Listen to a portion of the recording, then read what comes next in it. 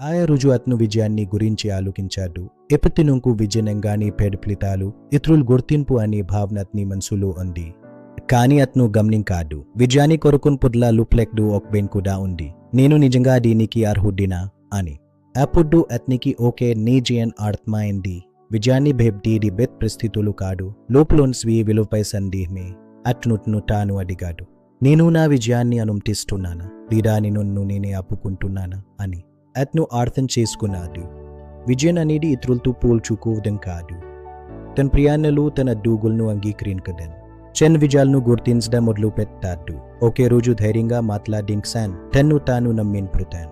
అవి చిన్నవిగా అనిపించినా అవే నిజమైన విజయాలు. ఆ రోజు అతను ఒక మాట చెప్పుకున్నాడు, నేను విజయానికి అర్హుడిని అని. నా విజయాన్ని నేను స్వీకరిస్తున్నాను.